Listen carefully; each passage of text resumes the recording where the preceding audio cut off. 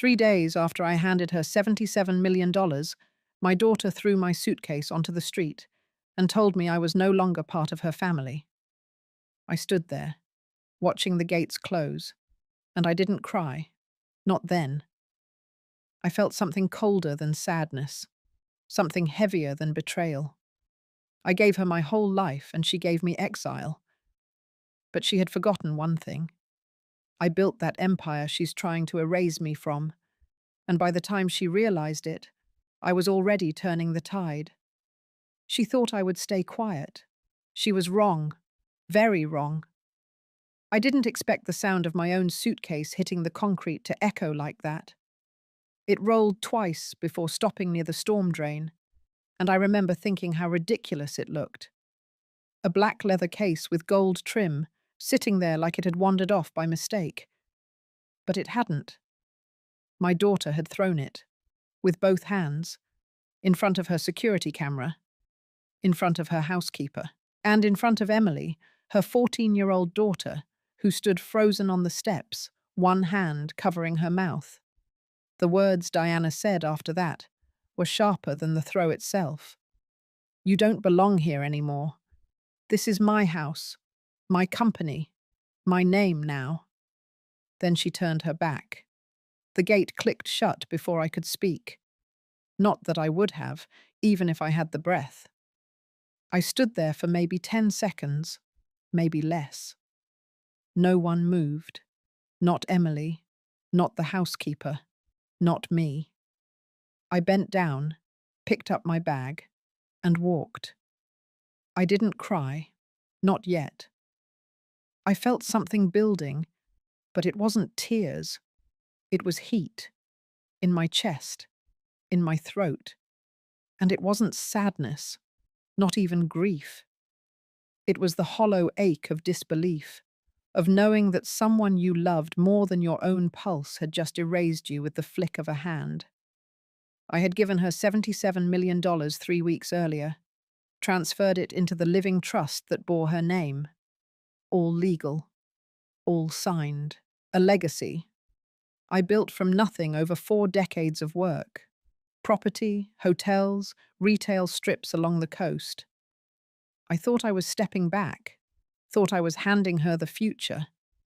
I didn't know I was handing her a sword. I walked to the corner where the bus stop used to be, though I didn't expect it to still be there. It wasn't. Just a metal bench now. I sat. My hands trembled, not from age, but from rage contained. And Emily, sweet girl. She ran out 15 minutes later without shoes. She didn't say anything, just dropped a paper bag beside me and slipped a hoodie around my shoulders. Inside the bag was a water bottle and a wrapped sandwich. She whispered, "I'm sorry," then ran back before anyone noticed. I held onto that bag like it was worth more than the trust I had just signed over. In that moment, it was. If you're still listening, if you've made it this far, let me ask you something in your heart. Have you ever been erased by your own child? Have you ever handed them the keys to everything and watched them shut the door behind you without blinking? Because that was the moment I stopped being a mother and started becoming something else. Not cruel, not vengeful, but surgical. I stayed in a motel that night, the kind with peeling paint and a buzzing bathroom light. I didn't care. I barely slept. I sat with the light on, notebook open, and started writing down what I remembered from every document I had signed. Dates, lawyers, language. I wasn't looking for comfort. I was looking for openings. And I remembered Victor, my old lawyer, my old friend. He was the only one I trusted. He had drafted the original trust documents before Diana insisted on moving it to her team, the ones she thought were airtight. But Victor had told me something once, years ago, that when a trust is active only during the lifetime of the grantor, and if the grantor remains mentally sound, they hold the real power, even if the beneficiary thinks they've won. That sentence came back to me around 3 a.m., and I wrote it down on a yellow motel pad. They think they've won. That morning, I called Victor.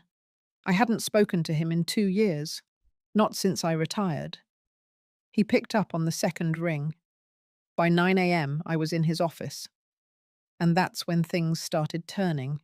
Not with yelling, not with threats, not with drama, but with precision. Because the thing Diana never understood was this: I never built an empire by being kind. I built it by being quiet, watching everything, and waiting for the right moment to strike. And now, my moment had come. Let's just say, the real show was about to begin. Stay with me. You don't want to miss what happened next. Victor Hale hadn't aged much in the years since I last saw him. Same grey temples, same brown leather briefcase with worn edges. His office smelled like lemon oil and old paper, and the morning light through the window made the dust sparkle. He didn't offer small talk when I walked in. He just nodded once and gestured toward the chair across from him. I sat down, pulled the folder from my purse, and laid it flat on his desk. She thinks she owns it all, I said. But she doesn't. Not yet. He flipped open the folder, scanned the top page, then looked up slowly. His eyes narrowed, not in confusion, but in focus. You never signed the revocation form, he said. I nodded. I remembered. Diana had pushed me for months to dissolve the original trust, the one Victor had helped me establish 20 years ago. She called it outdated, said her lawyers could set up something more modern. But I had delayed, found excuses. And when I finally gave in, I had only authorized the transfer of title, not the revocation of control. A subtle difference, one she hadn't noticed. But Victor had. Then she doesn't own the trust, he said. Not legally. She can't access the remainder without your approval. And if she's already used portions for personal gain, that could trigger a breach. That's what I needed to hear. I leaned back in the chair, my hands folded neatly in my lap. I wasn't angry. Not anymore. I was clear. I want her audited, quietly. I want to know what she's moved, where, and how much she's trying to claim as her own.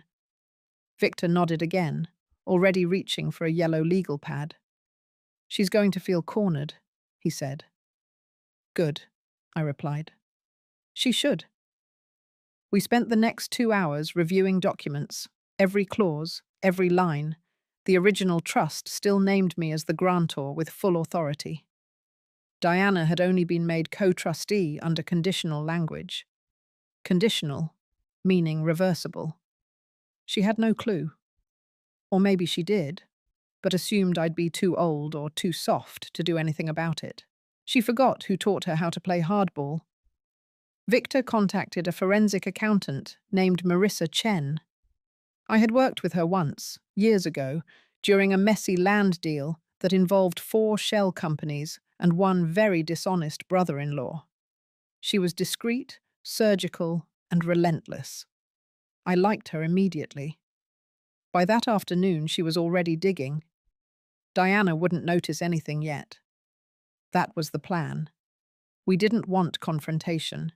We wanted confirmation. I checked into a short-term rental near the coast. Nothing fancy. 2 bedrooms, clean kitchen, no questions asked. I didn't tell anyone where I was going. I left my name off the lease. Paid 3 months in advance. For the first time in days, I slept. When I woke up, I made coffee, opened my notebook, and wrote 1 sentence at the top of the page. She took my name off the door. I'll take hers off the company. I wasn't seeking revenge for the sake of it. I wasn't chasing back $77 million. What I wanted back was something quieter. My name, my place, my dignity. And Diana had taken those from me before she touched a cent. Marissa called on the 3rd day. Her voice was calm, but her words cut deep. She's transferred over $12 million to private accounts, she said. Mostly under shell corporations, all set up within the last 4 months. Some registered in Nevada, one in the British Virgin Islands. I let out a long breath. She's also moved title on 2 properties into her personal name, ones that were under the trust. That was the crack. The legal exposure. That's breach, Victor confirmed when I told him. If we document it and present it right, we can freeze her access to everything. But it has to be clean. No mess, no threats. That's what I wanted. Not a scandal, not noise, just silence and certainty. I didn't want her to see me coming. I wanted her to wake up and find the empire she tried to steal slipping from her fingers like sand. That night, I sat on the porch of the rental, listening to the wind off the water. I thought of Emily, of how she looked at me before she ran back into the house. I wondered if Diana noticed. I wondered if she even cared. I had raised a daughter who could speak 4 languages by age 10, who graduated early, who closed her first $1 million deal at 26. I raised her to be strong, but I hadn't raised her to be kind. And now I would remind her what real strength looked like. Not with yelling, but with paper, with proof, with power she forgot I still held. By the end of the week, Victor would draft the petition. And Diana, she wouldn't even see it coming. By the end of that week, Victor had everything prepared. The petition was clean, backed by documentation Marissa had uncovered in less than 4 days. Diana had been moving funds slowly but strategically. 12 million was only the beginning. If we waited another month, she'd drain twice that. Maybe more. The properties she transferred were only 2 of 5 held under the trust. She was building a wall, 1 stolen brick at a time, confident I would never climb it. Victor said the best time to strike was during the next quarterly meeting of the board. It wasn't a flashy gathering, just a handful of shareholders, senior advisors, and Diana, playing queen at the head of the table. She didn't know I was still on the distribution list. She hadn't removed my name from the email threads. I wasn't visible, but I was still inside. That gave us a date, 2 weeks out. Enough time to collect statements, enough time to position the right people in the right place. Marissa expanded her search. Every shell company had a name that meant something to Diana. Little personal touches she thought no one would notice. One was called Arden Coast Holdings. Arden was the street we lived on when she was in high school. Another was called Elowen Global, the middle name she gave to Emily. These weren't random choices. She was building her empire with stolen tools and painting them in sentimental colors. I didn't feel sad when I read the reports. I felt embarrassed for her, not just for the greed, but for the arrogance. She really thought I wouldn't look. She thought I was done, retired, soft, a name on a plaque and nothing more. But I was still watching, and I wasn't alone. Linda Ramos called me the following Monday. She lived 2 doors down from Diana, had known us for years. Her late husband used to mow both our lawns when we lived in the old neighborhood. We weren't close friends, but she was always respectful, always observant. She had seen the suitcase moment, the one I hadn't spoken about to anyone, not even Victor. She said she had something to show me. I agreed to meet her at the park, by the benches near the old bandstand. When I arrived, she was already there, holding her phone. No makeup, sunglasses on, hair tied back. She wasn't looking for attention, just the truth. She played the clip, less than a minute long, her voice in the background, barely a whisper. That's her mother. She just threw her out. Oh my God. The video caught the entire exchange, the suitcase landing on the stone. Diana's voice, sharp and cold. Emily in the doorway, frozen. I watched it once, then again, then asked if she'd send it to me. Linda didn't ask questions. She just pressed send. That night, I sat in the kitchen of the rental house, phone in hand, watching that clip until the battery died. It wasn't rage I felt. It wasn't even shame. It was clarity. The moment I was erased had been recorded, and now it would become the trigger.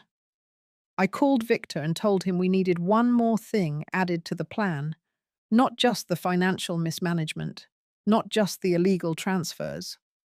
I wanted to file an ethics violation with the board, conduct unbecoming of a trustee, abuse of family authority, exploitation. It wasn't about the money anymore. It was about the behavior and the pattern. He agreed. Quietly, he reached out to Reiner, who now served as a consultant for corporate compliance hearings. They weren't close friends, but Reiner had always respected Victor's cases. I had met Reiner once, briefly, at a private event for civic donors. He'd remembered me. I still had allies. Not many, but enough. Emily texted me the next evening. Short message, just 5 words. I miss you. Are you okay? I didn't answer right away. I wanted to. I stared at the words, trying to decide whether answering would help her or hurt her. I decided on simple. I'm okay. I love you. She didn't write back, but I saw the message delivered. That was enough. In the mornings, I started walking again. Slow steps along the boardwalk, hands in my coat pockets. Not to think, but to clear my thoughts. I didn't want to act from anger. I didn't want my decisions to come from bitterness. That wasn't who I was, not even now. This wasn't about revenge. This was about course correction, about truth, about memory. Diana had rewritten our history in the eyes of her staff, her clients, even her own daughter. She painted me as a relic, a sentimental liability, something to be honored in name, but discarded in practice. But I had kept everything: contracts, drafts, letters she wrote when she was 15, begging to intern at my office. Pictures of her first check, framed on my old desk. She had forgotten where she came from. I hadn't. And now I was going to remind her, not through lectures, not through anger, but through timing. By the end of that week, Victor had contacted the board, quietly, legally. He requested that I be added back to the meeting agenda, not as a guest, but as an active participant. The bylaws allowed it. My co-trustee status had never been officially terminated. They accepted the request. I would speak at the meeting. Diana still didn't know. That was how I wanted it. Let her wear her best suit. Let her smile in front of the press. Let her pretend she built it all on her own. And then when the room was full and the lights were bright and the reporters were ready, I would stand up, not to beg, but to expose. The morning of the board meeting arrived with a steady wind off the coast and a sky the color of steel. I dressed in the same navy blazer I used to wear on acquisition days, back when signatures changed cities. The fabric hung looser on me now, but the posture underneath hadn't changed. I pinned my hair back, kept my makeup neutral, and packed the file I had built with Victor and Marissa. The meeting was held at the firm's downtown headquarters, a high-rise I bought in cash during a recession no one thought we'd survive. Diana had since replaced the marble lobby with engineered stone and swapped the gold signage for muted slate. The warmth was gone. Efficiency had replaced legacy. That was her way. The receptionist didn't recognize me. She offered a polite smile and asked if I had an appointment. I gave her my name and watched her face shift as she searched the list and found it. She apologized, stood quickly, and offered water. I declined. I didn't come to be served. I came to be seen. The boardroom was on the 34th floor, floor-to-ceiling glass. 12 seats, 10 filled when I walked in. Some glanced up, A few froze. Diana was standing at the front, gesturing toward a digital presentation projected on the wall. She paused mid-sentence when she saw me. There was a flicker of something across her face. Not fear, not guilt. Calculation. She smiled. Thin. Professional. "Mother, I wasn't told you'd be joining us today." I placed my folder on the table, pulled out the chair nearest the middle, and sat without a word. My hands were steady, my shoulders square. I didn't need to raise my voice or make a scene. My presence was the message. Victor entered 2 minutes later, briefcase in hand. He nodded to the board, took a seat beside me, and opened his notes. The meeting resumed. Diana clicked through quarterly figures. Margins, market expansion, international licensing. The same buzzwords she had been throwing around for 2 years. Some board members nodded, others looked tired. I watched her performance, noting how she avoided looking at me directly. Then came the moment we had planned for. She moved to the final slide, a projection of upcoming acquisitions. She referenced funds that had not yet been cleared by the trust.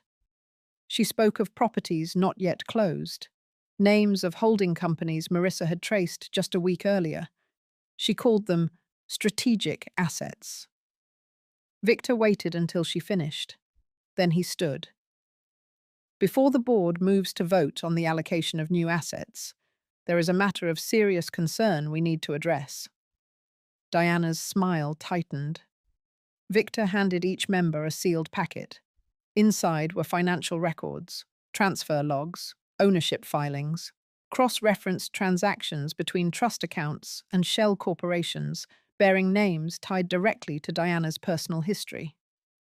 A pause settled over the room. "These transactions violate the fiduciary responsibility of a co-trustee," Victor said. There was no need to dramatize it. The numbers did all the work.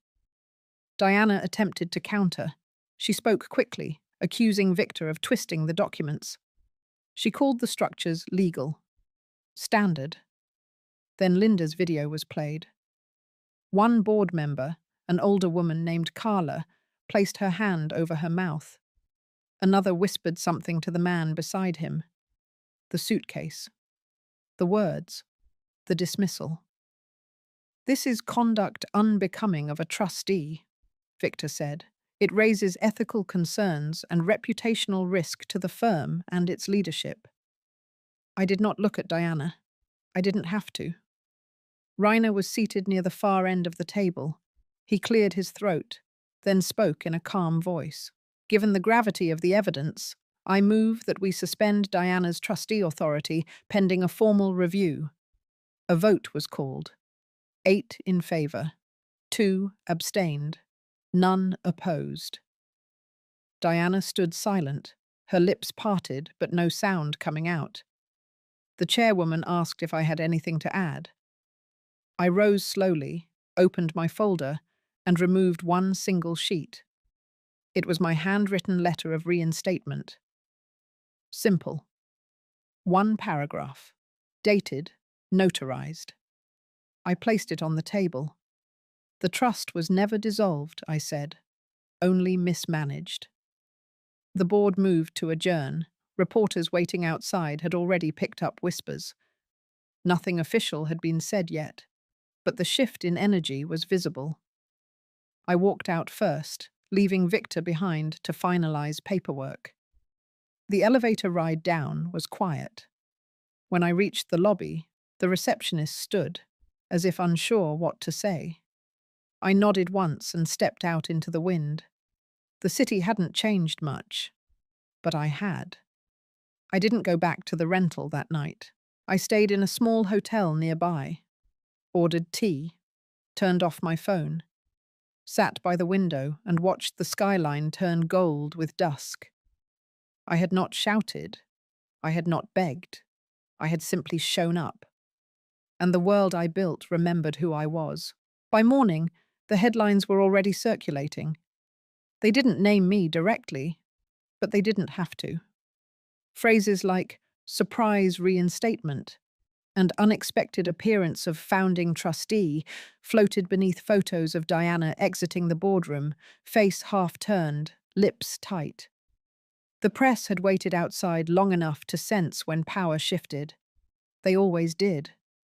Victor called just after 9. The emergency injunction had gone through. Diana's access to all trust-linked accounts was frozen. The transfer of properties she had filed 2 months earlier was now under official review. The Finance Committee had moved to audit the transactions fully. The response was faster than I expected, but then again, Diana's errors were loud and easy to track once someone looked closely. I didn't reply with triumph. I simply thanked him, closed my notebook, and finished my coffee. That afternoon, I walked past the old flagship store on Wilton Avenue, the very first property I bought, when I still had to sign leases under a different name to be taken seriously. It used to be a small art supply shop with red awnings and warped glass. Now it was a boutique chain Diana rebranded under her initials. Cold grey logo, mirrored shelves, artificial lighting. I didn't go inside. I only stood across the street and watched the manager rearrange a window display. She looked young, determined, probably didn't know who I was. I felt no bitterness, only distance. It wasn't mine anymore, not in that form. Later, Victor sent over the list of affected accounts. Diana had routed not just money, but contracts, partnership offers, a silent acquisition deal in Miami, all through dummy companies she thought no one would trace. Marissa had already flagged 3 more in Delaware alone. The scope of it was wider than I imagined. This wasn't just a lapse in judgment. It was a systematic attempt to erase me while using everything I had built. That evening, I met Reiner in person. He suggested a quiet dinner, somewhere away from downtown. We chose a small Italian place with linen napkins and no cameras. He didn't come to offer sympathy. That wasn't his nature. He came to speak plainly. "The board respects what you did," he said. "But this isn't over. Diana still holds influence, still has allies. Some won't turn until the structure crumbles completely."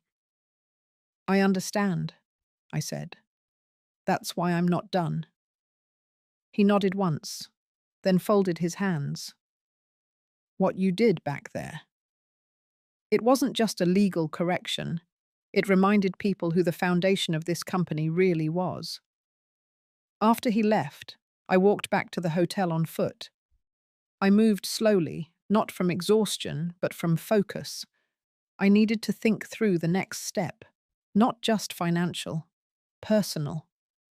Diana had remained silent since the boardroom. No calls, no messages, no appearances. That silence said more than any statement could. She wasn't apologizing. She wasn't regrouping. She was waiting. For what? I didn't know. But I had the sense she wasn't finished either. 2 days later, I got the first letter. Not an email. A letter. Delivered to the hotel, handwritten envelope. No return address, but I recognized the handwriting. Emily. Inside was a short note, neat cursive, careful language. I saw what happened. I don't know how to feel. Mum hasn't talked to me since. I miss you. I'm scared. I don't know what I'm supposed to believe. She didn't ask for answers. She didn't ask me to come back. She only asked for honesty. And that I could give her. I wrote back the same day. "You don't have to choose sides," I said, "but you always have the right to know the truth." I didn't write about the money. I didn't mention the properties or the fraud. I only reminded her of the time we built the dollhouse together, the summer she learned to ride her bike, the morning she brought me burnt toast and called it breakfast in bed. Because what she needed wasn't strategy, it was memory. By the end of the week, Marissa confirmed 2 more violations. One involving a loan Diana had signed as if she were the sole trustee. Another involving intellectual property rebranded under her name alone. Each move added to the legal case. Each made her position weaker. Victor drafted the formal charges: mismanagement, misrepresentation, abuse of fiduciary power. Enough for the board to consider permanent removal, not just suspension. We had the documents, the footage, the financial trail, even the video of the suitcase now archived and time-stamped. But I hesitated, not from fear, not from guilt, from something else. I didn't want to destroy her. I only wanted her to stop pretending I never existed. Victor asked if I was sure. I said yes. He submitted the papers. 3 hours later, Diana's lawyers issued a brief statement, generic, denying wrongdoing, accusing the firm of bias, claiming the reinstatement was irregular, the usual flailing before the fall. That night, I stood on the hotel balcony and looked out over the lights. I wasn't angry. I wasn't vindicated. I was simply clear. This wasn't revenge. This was removal, peeling away the falsehood she had painted over my name. And the canvas underneath. Still strong. Still mine. The fallout began quicker than I expected. Within 48 hours of the formal filing, the financial media picked up the story. It started as quiet chatter on professional forums, then migrated to mid-tier blogs, and by day 3, it reached the business pages of 2 national papers. The headlines didn't hold back. They called it internal misconduct, abuse of family trust, sudden collapse of executive control. Diana's name was in bold font, followed by words she once weaponized against others: mismanagement, negligence, breach of duty. I didn't celebrate. I didn't smile. I simply closed the article and looked out the window of the hotel room I had grown used to. It was quiet that morning. Rain streaked the glass. The city moved below me like it always had, unaffected and relentless. Victor warned me about the speed of the unraveling. He said once the story caught wind, everything else would follow. He was right. Clients pulled out of deals. A major partner requested a pause on joint projects. Several mid-level executives submitted internal complaints. Marissa continued tracking transfers and inconsistencies. Each day, she sent me a summary. Diana had created a tangled web of transactions designed to look legitimate, but under scrutiny, they collapsed into patterns of concealment. It wasn't just unethical, it was prosecutable. The board, now under public pressure, scheduled an emergency vote. They would decide whether to remove Diana permanently as co-trustee and revoke her decision-making power across all trust-related entities.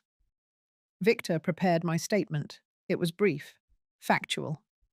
We would not attend the vote in person. It would be handled internally. Diana would be notified once the decision was final. I agreed to the plan. But I asked Victor for one thing. I wanted the results to be delivered in person. Not by letter. Not by phone. I wanted her to hear it face to face. Just once. He hesitated but understood. I didn't ask for a confrontation. I asked for clarity. That afternoon, I walked the long path behind the courthouse where Diana once stood beside me, years ago, when I was awarded a city business recognition. She had worn red heels and kept clapping after everyone else had stopped. I remembered how proud she looked. I remembered how much I loved her in that moment. The image returned to me now, not as pain, but as contrast. She wasn't that woman anymore, and I wasn't the mother she assumed would stay silent. 3 days later, the board voted, unanimous, permanent removal, legal separation from all decision-making responsibilities.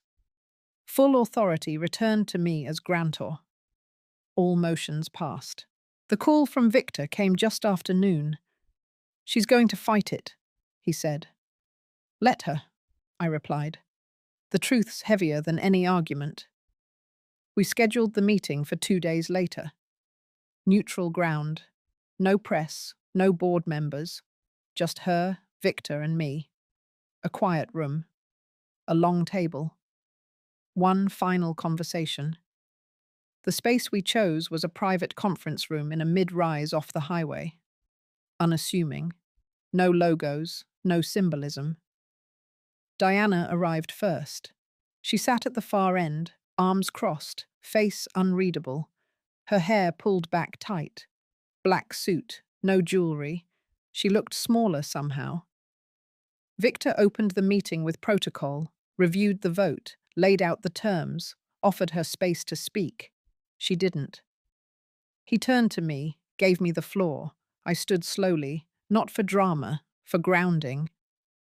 My hands rested lightly on the table's edge. I told her the decision was final, that every document had been reviewed, every transfer traced, every conflict weighed. I told her the removal wasn't just necessary, it was inevitable. Still, she didn't speak. Not until I sat back down. Then she leaned forward. "You think this fixes anything?" I looked at her calmly. "This isn't a fix. This is a boundary." She shook her head, scoffing. "You humiliated me. You had this planned the whole time." I answered without raising my voice. "No. I gave you $77 million. What you did with it was your decision. What I did after that was mine." She stood then, hands planted firmly on the table. "You will regret this." I stayed seated. I already regret many things. Staying quiet for too long is one of them. Her mouth tightened, her jaw locked, but she didn't speak again. Victor handed her a copy of the formal documentation. She took it, opened it briefly, then walked out of the room without a word. When the door closed behind her, the silence was strange. Not heavy, just final. I stayed in my chair for another minute, breathing slowly. I thought of Emily. I thought of the dollhouse, the bike rides, the burnt toast.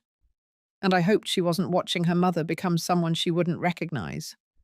But I couldn't stop that part. All I could do was protect what was left. And finally, I had. I returned to the rental house later that afternoon.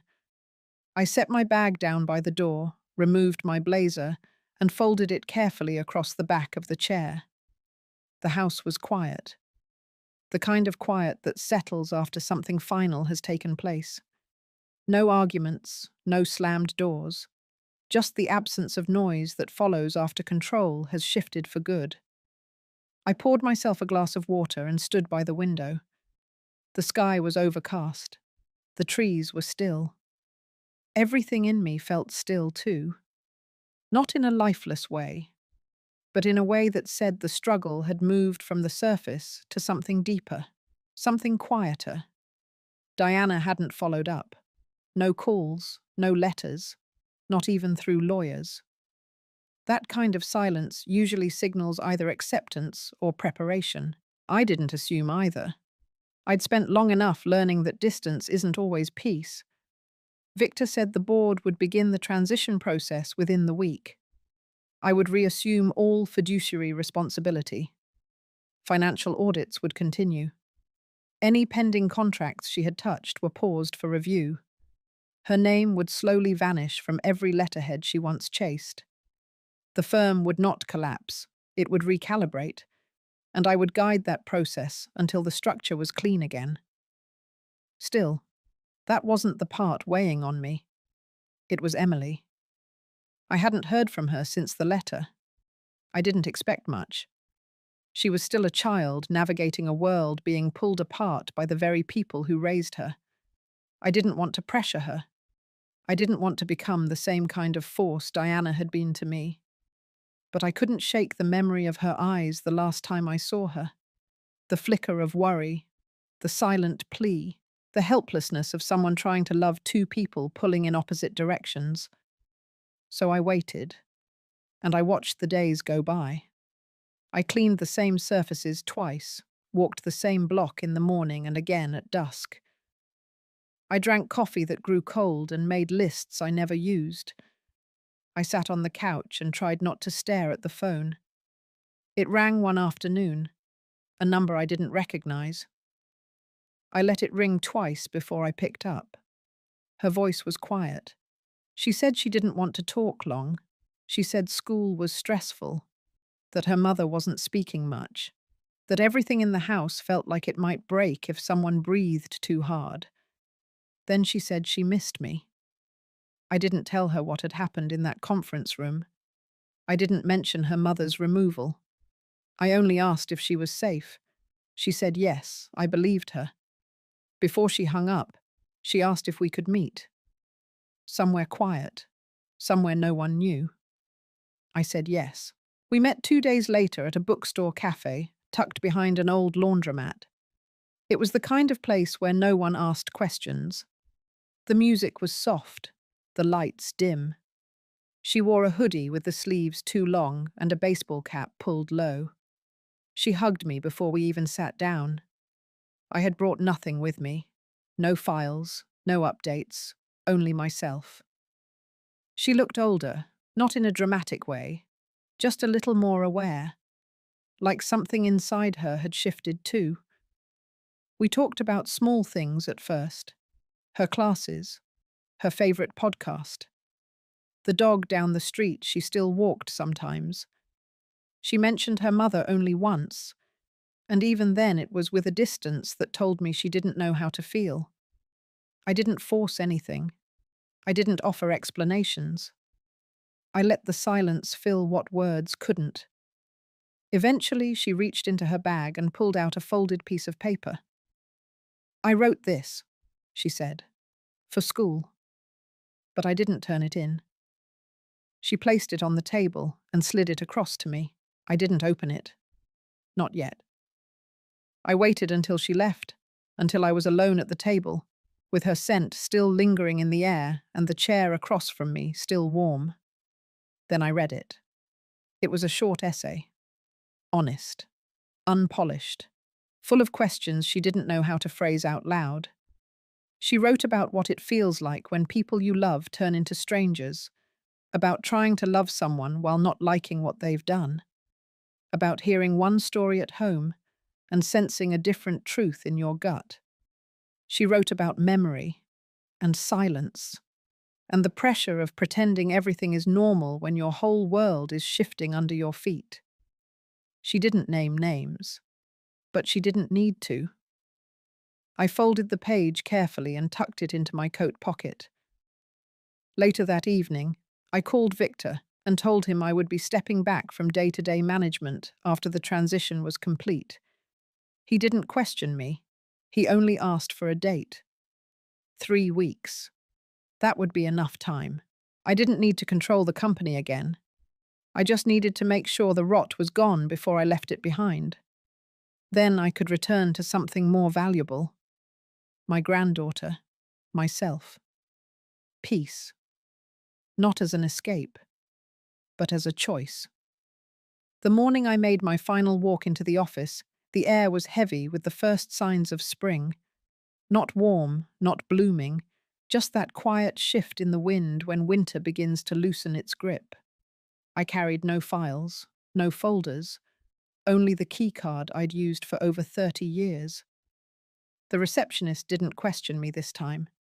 She simply nodded, as if some unspoken understanding had returned. I took the elevator alone. 34 floors. The doors opened to the familiar hush of brushed concrete, glass, and artificial greenery. The same space Diana once redesigned to feel modern. Now it felt sterile. A place curated to impress rather than belong. Victor met me in the corridor. He wore a grey suit and held a single sheet of paper in his hand, the final transition memo. It named me as acting trustee through the quarter and listed the motion for a permanent replacement effective next term.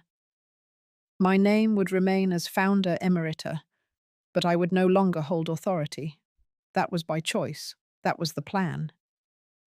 We walked to the boardroom together. It wasn't a formal meeting, just closing motions. No press, no legal teams, no ceremony. The few board members present stood when I entered. Some offered polite nods. A few smiled with something that felt close to respect.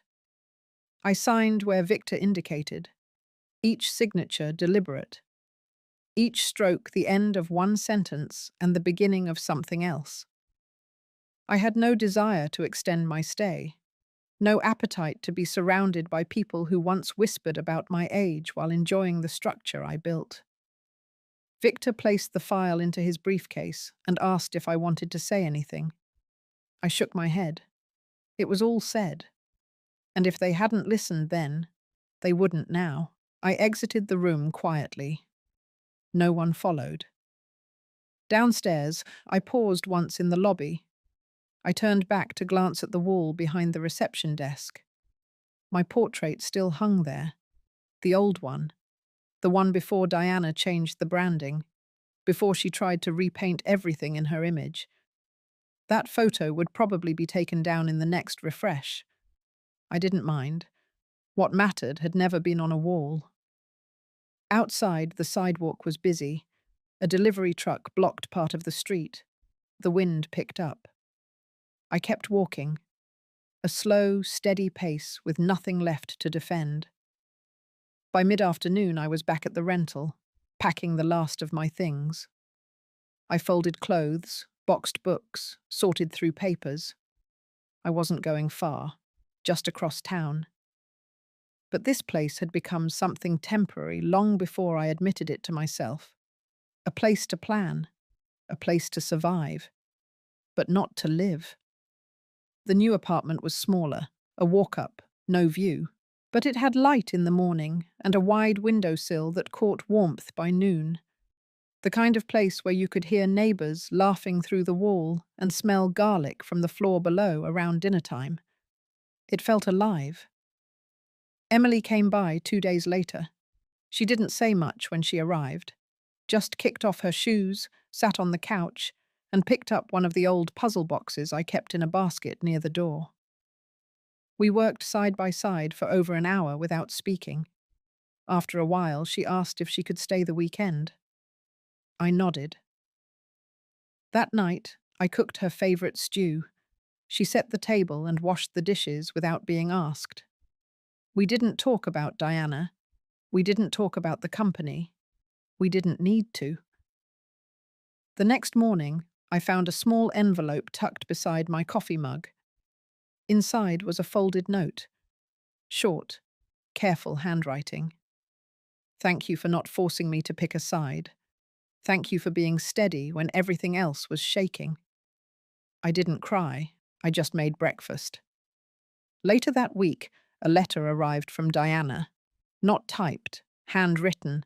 It was 2 pages long, mostly filled with formal words. She admitted no guilt. She made no apologies.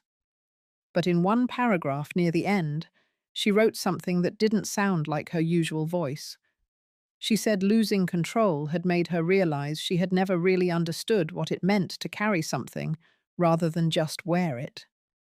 I read that sentence twice. Then I folded the letter, slid it into the back of a drawer, and went back to chopping vegetables.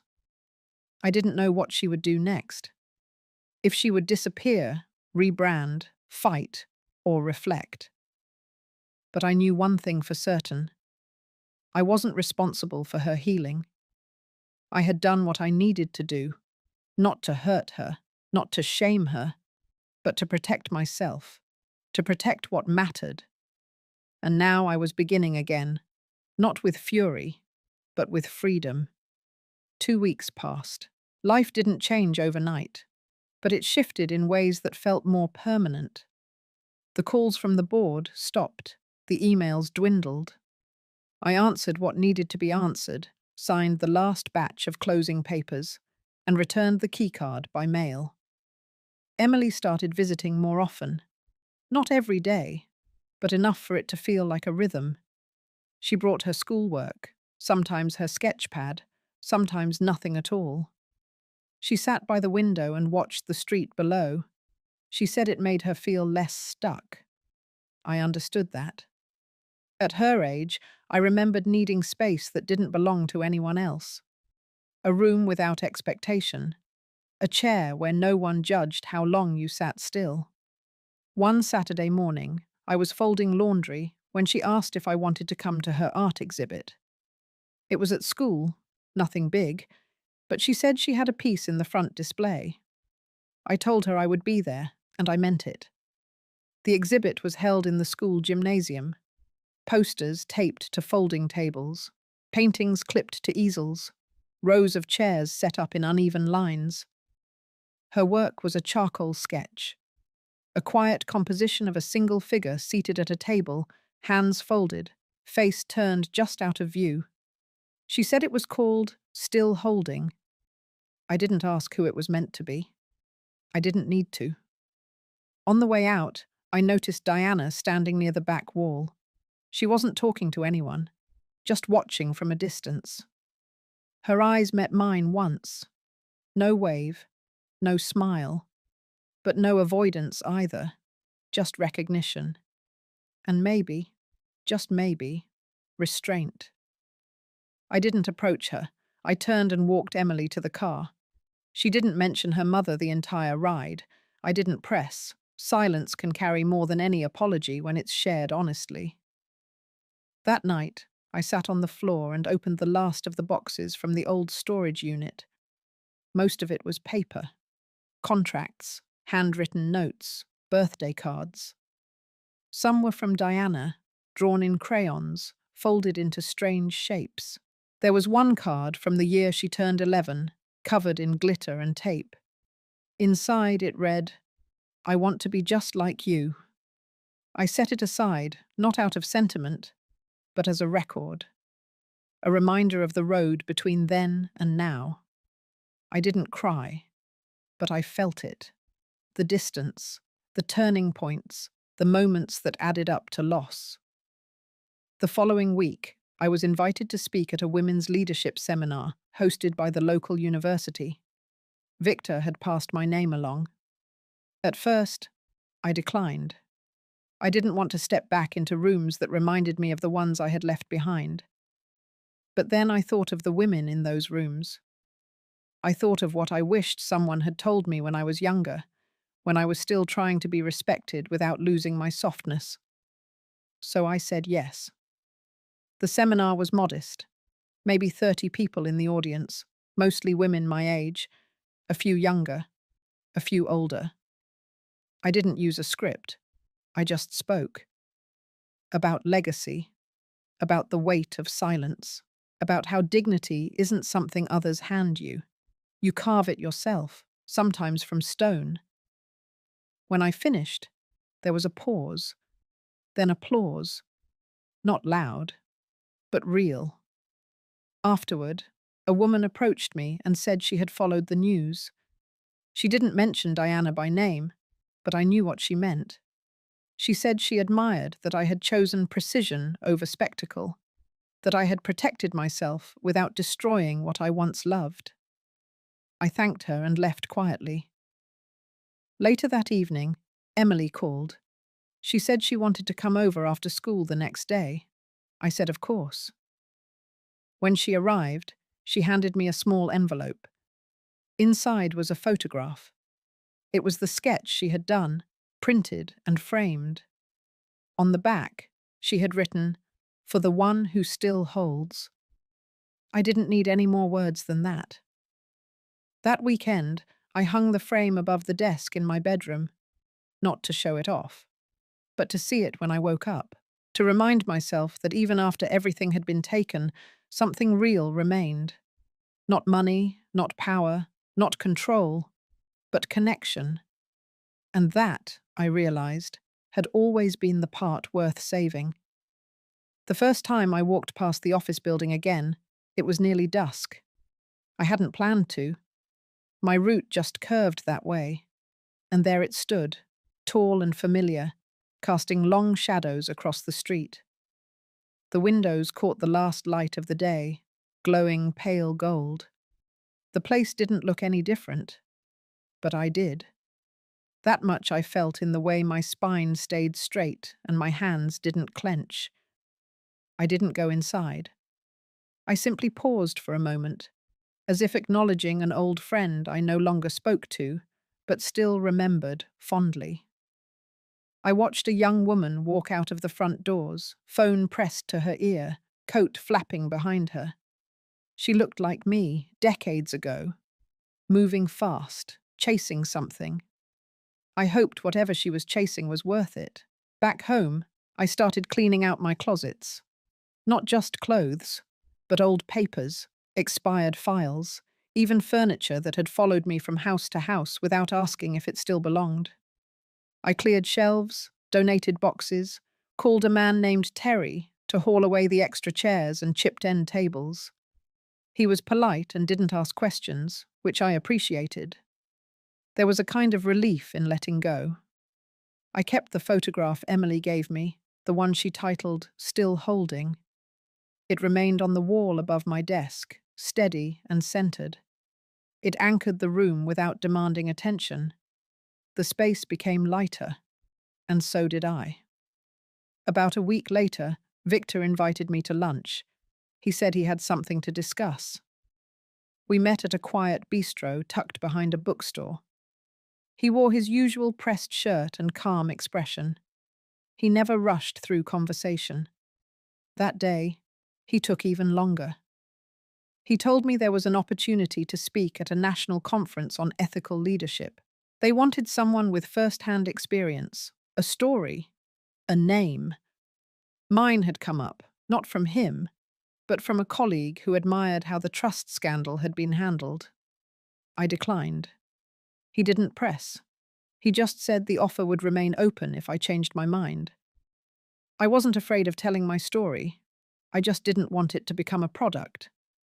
There was a difference between sharing and performing, and I had spent too long on stages I didn't choose. After lunch, I walked alone. The city looked brighter than I remembered. Or maybe I was finally seeing it, with eyes not dulled by exhaustion. I stopped at a flower stand and bought a small bouquet of tulips, deep red and almost too open. I brought them home and set them on the kitchen table without a vase, just loose and beautiful in their own right. That evening I found another letter in the mail slot. This one wasn't from Emily. It was from Diana. The envelope was heavier than the others. Inside was a card, thick and cream-coloured. Her handwriting was careful, less sharp than before. She didn't write much. She said she had read the news of my withdrawal from the trust and wanted to acknowledge it. She didn't mention what had happened before. She didn't use words like mistake or regret. But she did write one sentence I hadn't expected. You didn't lose your power. You reclaimed it without burning everything down. I sat with those words for a long time. I didn't write her back, not out of anger, but because some acknowledgements aren't meant to be answered. They're meant to be witnessed and then released. 2 days later, Emily came by after school. She carried a canvas rolled under her arm and a folder tucked into her jacket. She said she had started working on a new series for her portfolio. This time, she wanted to paint scenes from memory. Real moments, not posed, not idealized. I asked what she remembered most. She said the morning I made her pancakes and let her wear mismatched socks to school. I smiled. Not because of the socks, but because she remembered something simple, something ordinary. That kind of memory means it wasn't just the loud moments that shaped her, but the quiet ones, too. She stayed for dinner. We didn't talk about the past. We talked about color and texture, and whether plants could feel when you trimmed them. That night, I stood on the balcony and looked out over the street below. The lights in other apartments flicked on, one by one. A woman laughed through a window across the alley. A child dropped something and called out for someone to come see. The world continued, not needing me to lead it, just asking me to be present. And that was enough. Everything that had been taken from me, I had reclaimed. not through noise, but through clarity, not through revenge, but through return. I wasn't trying to rebuild the same life. I was creating space for a new one rooted not in legacy or control, but in quiet, lasting peace. The morning began like any other. Coffee in the same mug, window half open to catch the breeze. The tulips Emily brought last week had started to fade, their edges curling inward. I didn't throw them out. I left them on the table, a quiet reminder that beauty doesn't need to last forever to mean something. I had planned to stay in that day. No meetings, no errands, just laundry and soup on the stove. But around mid-morning, a call came from an unknown number. I let it ring once before picking up. It was a woman from the ethics review panel. She informed me that the full report on Diana's conduct had been finalized. The findings confirmed what Victor and Marissa had uncovered. Diana had knowingly misused funds and misrepresented ownership in several transactions. The panel's language was professional but blunt. She had violated the standards of her position beyond repair. They offered to send me the full report, but I declined. I didn't need more evidence. I had lived the impact. After the call, I stepped outside for a walk. The air felt heavy, but not unpleasant. The season was shifting again, from early spring to something warmer, softer. The sidewalks were quieter than usual. A few children passed by on bikes. One of them waved. I waved back. I kept walking until I reached the edge of a small park tucked between buildings. I found an empty bench near a patch of dogwood trees in bloom. The petals looked like folded paper, pale and still. I sat there longer than I meant to. Time didn't move fast that day. It stretched and bent, like it was trying to give me room. When I returned home, a letter was waiting on the floor inside the door. No envelope, just a folded page, hand-delivered. It was from Diana. She had written it in her own handwriting, the way she used to when she was young. Not cursive, but sharp and narrow. The letter wasn't long. She didn't deny what had been done. She didn't make excuses. But she also didn't ask for forgiveness. She wrote that everything had collapsed faster than she imagined. That some days, she felt like she couldn't breathe. That she had looked in the mirror and seen a version of herself she didn't recognize. She didn't ask for a reply. She ended the note with one line. "You never stopped being my mother, even when I forgot how to be your daughter." I folded the paper, placed it inside a drawer, and said nothing. That night, I took out one of the old journals I used to keep during the early years of building the company. I hadn't opened it in decades. Inside were notes, scribbled between meetings, grocery lists, ideas I never followed through with. On the very last page, in faded ink, I had written one line. "When the noise stops, what remains is who you are." I closed the journal, set it beside the lamp, and turned off the light. For the first time in months, I slept through the night without waking. In the morning, I didn't feel different, but I felt done. Not finished, just settled. The storms had passed, the damage had been measured, the necessary distance had been created. I didn't know what Diana would do next. I didn't know if healing was possible for her, or if she even wanted it. That wasn't mine to control. What mattered now was that I had not become like her in order to defeat her. I had kept my voice steady, my hands clean, and my boundaries intact. That was enough. That was mine. The afternoon light came through the windows in golden stripes, falling over the hardwood floors like ribbons. The house was still, not empty, just peaceful.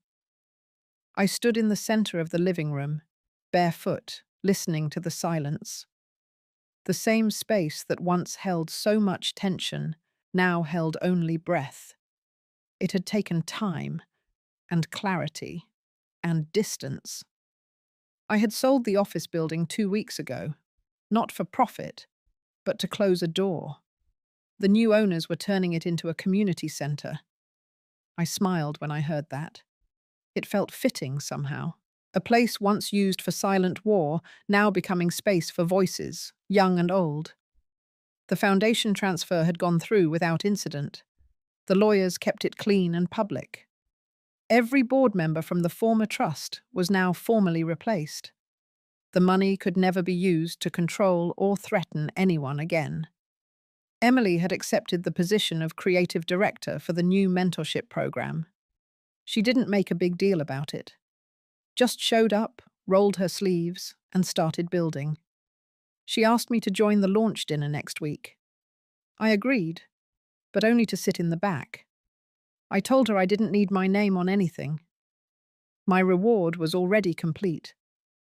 It was a strange feeling, finishing something you never thought you'd survive. I had expected more drama at the end, but the real peace came in the quiet moments when no one was watching. Diana hadn't contacted me again, and I hadn't reached out either. There was nothing left to say. She knew what she had done. I knew what I had reclaimed.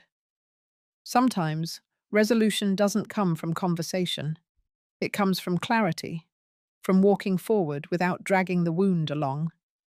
That morning, I went to the beach, not for nostalgia, but because the air felt right.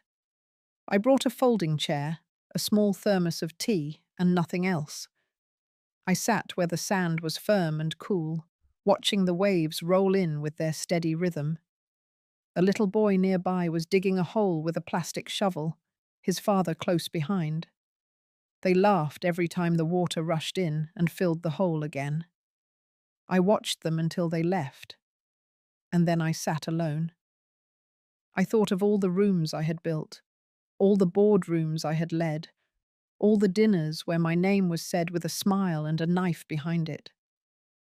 And I thought of the room I was sitting in now.